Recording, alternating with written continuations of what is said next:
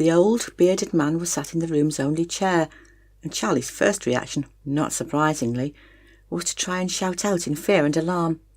However, as much as he tried, not a sound came from his lips. Then he attempted to run from the room, but found that he couldn't move. Try as he might, his limbs would not respond to any demands he made of them. At last, exhausted by his efforts, he resigned himself to his fate, and reluctantly turned his attention to the strange-looking midnight visitor. The visitor who had so suddenly and terrifyingly entered his life. Although the bedroom was only illuminated by moonlight, there was enough of it for Charlie to see that the man was exceptionally thin, heavily bearded with long white whiskers, and old, very, very old.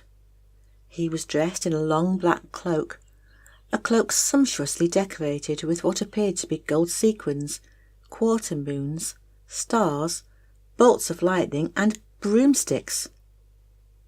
Broomsticks, he thought. He rubbed his eyes and looked again. Yes, they really were broomsticks. The man's outfit was finished off with an equally black and similarly decorated pointed hat. "Are you a magician?" gasped Charlie, discovering to his surprise that he once again had the use of his voice. The old man smiled. "Very quick, Charlie. Considering you've only just woken up, I'd say that you're very quick. Now, if you promise that you won't shout or attempt to run away, I'll return the use of your limbs to you so you can get back into bed and warm yourself up. It's quite all right. I'm not here to hurt you." Charlie nodded, and almost immediately found he could move again. His first thought was to go back on his promise, but there was something about the old man's eyes. They appeared so kind and friendly that to do so seemed pointless. For somehow, some way, Charlie instinctively knew that there was no way his visitor intended him any harm. "Are you comfortable now?" asked the visitor. Charlie, wide-eyed and clutching the duvet protectively around his neck, nodded. "Good," continued the old man. "Then in a moment I'll tell you why I'm here. But firstly, I'm not a magician.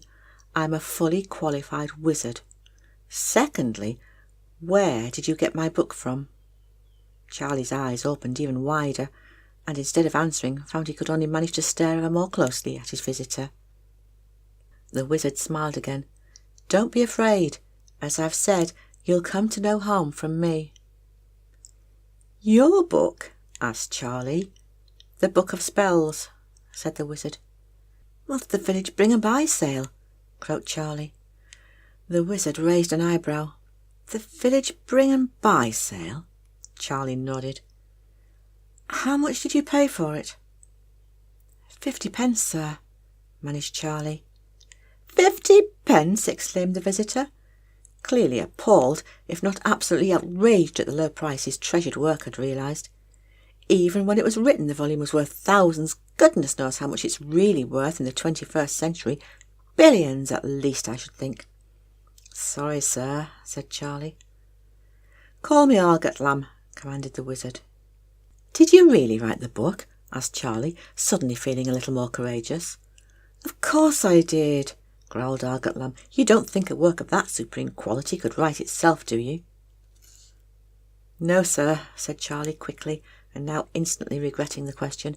"It's just that, well, the book was published in 1610, and according to the flyleaf, written by someone called Ignatius Septimus Ewborough.